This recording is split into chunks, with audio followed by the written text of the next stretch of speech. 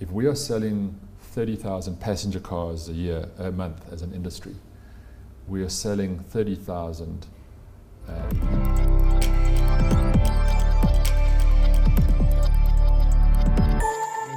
I want to bring up one of the biggest challenges that you might not be facing in Kia, maybe Kia to a certain degree, but also in the market, because you're also one of the executives on the Automotive Business Council. Yes. And so you wear a few hats. One of these hats is these illegal imports. And you seem to have taken this kind of raging bull by the horns.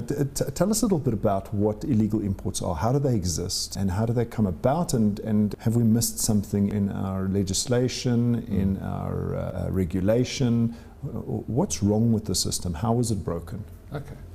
So illegal imports, firstly, imports of second-hand cars, and we are talking second-hand and sometimes nearly new cars, it's a policy decision.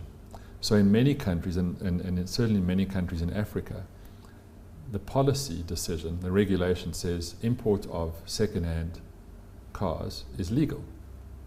And that's often solving for affordability. In other countries, it's not legal, but it's not enforced. So de facto, it just happens. It's just natural.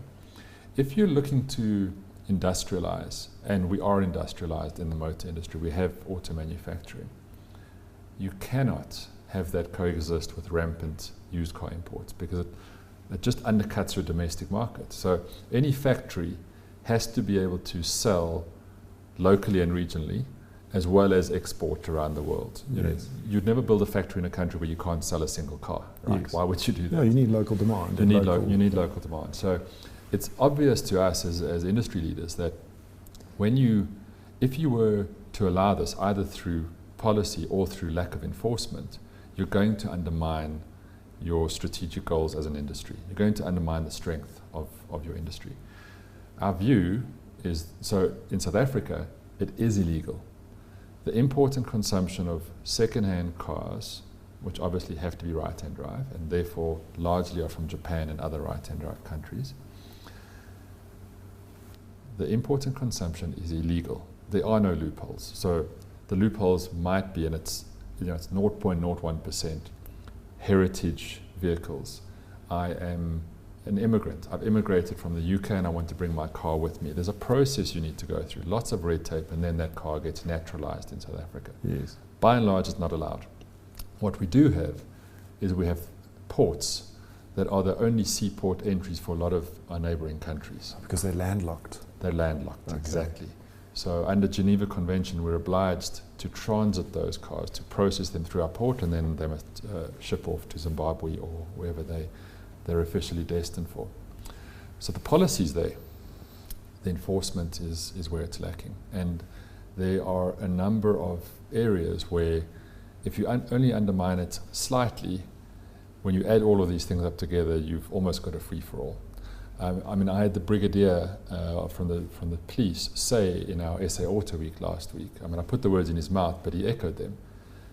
The criminal element has a blank check on illegal imports in South Africa. They're operating with impunity. I think we've got a massive job to do, as we have on electric vehicles that we spoke about yesterday, to educate the consumer. The consumer says, it's almost like buying my parallel import dishwasher. I can get it cheaper, they pay their duties, it's not illegal, I'm going to buy it there. Maybe the warranty is different or it's slightly out of spec. But I'm getting it for 40% of the price or 70%. I'm going for it. This is not the case here.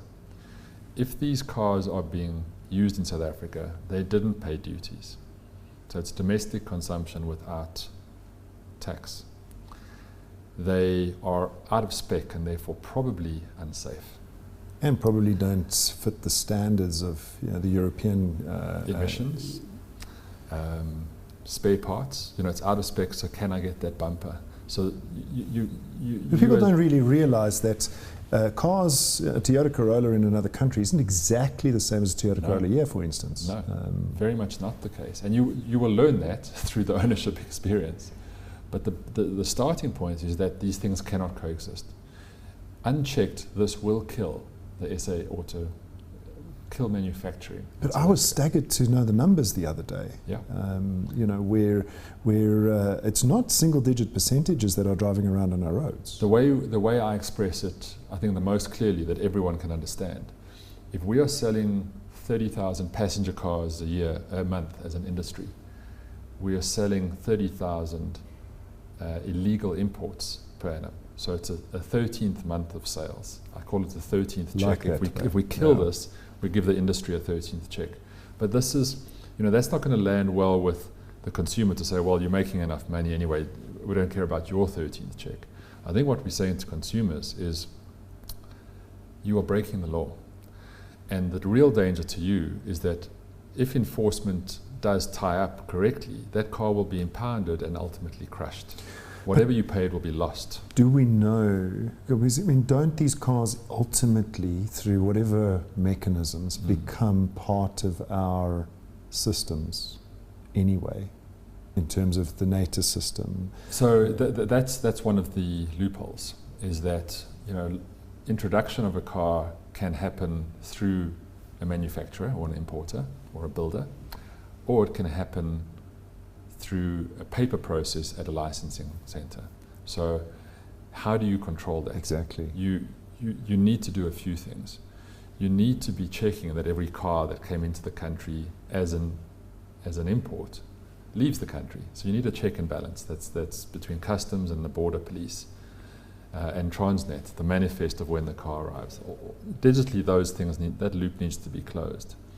You need to cut out on the fraud at licensing. So you need to digitize that process, you need to have oversight, you need AI, big data, all of that. You need people, you need customs and police at a roadblock, one, to have the data, two, to have absolute clarity on the procedure of impounding, crushing, all of that kind of thing. And then you need to deliver on it. And somebody needs to be accountable. Are these cars flagged in the NATO system that the police have access to? So let's say a roadblock happens, and I'm driving an illegal import. Yes. And the policeman, which all they do is check your license and your license disc. They don't really, and fines. Yes. I got stopped for fines the other day. I never had any, fortunately. And roadworthy, perhaps. Ball tires, that kind of thing. Yeah. But surely they've got access to the NATO system and access to the car's record. Yes. So many of these, if not most of these cars, will have a foreign plate on them. They'll have a Lesotho plate or a Botswana plate or a Zimbabwe plate. This is one of the weaknesses, is that either those equivalent notices are not digitized, or we don't, as a country, have sovereign access into them at that moment. So you may be able to query it, and 2 weeks later you get a result. Oh no, this is a fake plate. Okay.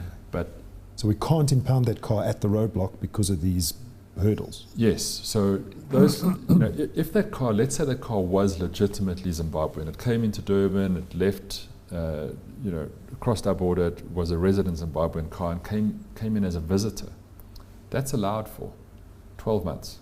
Okay. So that foreigner may drive that car for 12 months before they have to repatriate it. And that's practical. You can understand the practicalities of it. There's cross-border movement all the time. Yes. We don't have the date stamp. So on inspection, how long has this car been here? So you're clearly foreign, or you're representing as foreign. I can't vouch that you could be, you've never been to Zimbabwe. You've got a Zimbabwe plate. I can't vouch that it's genuinely Zimbabwean. Even if I did, do I know how long it's been in the country? Yes. You may not be flouting those rules. So there's a lot of little elements that have, to some extent, fallen away, that have created these weaknesses. And I think the last element is that there's been some legal challenges around the impounding. South Africans saying it's my right to own property, and you're alienating that right. Probably misguided, but have we done enough through the various government departments to either say we need to challenge that in court, or we need to rewrite the legislation? I think both of those things are lagging.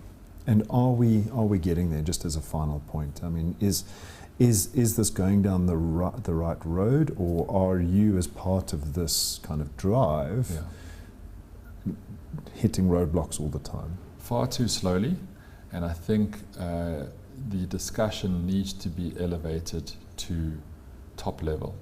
So this is cabinet level. This, the police said to me, this should be seen as a priority crime. This should be seen in the same light as money laundering, and I believe there is a money laundering Economic aspect crimes it's an economic crime, that's what it is. Absolutely, Yeah. It's organized crime Yes. as well. It's not disorganized, it's very organized. So there's a lot of work to be done, and there's no silver bullet, there's no single player, there's no single one of those interventions that will arrest it, but it needs to be stopped in its tracks. And even if the cars that are currently with us live out their natural lives, at least we've stopped it growing and stopped it displacing what should be happening in our market naturally.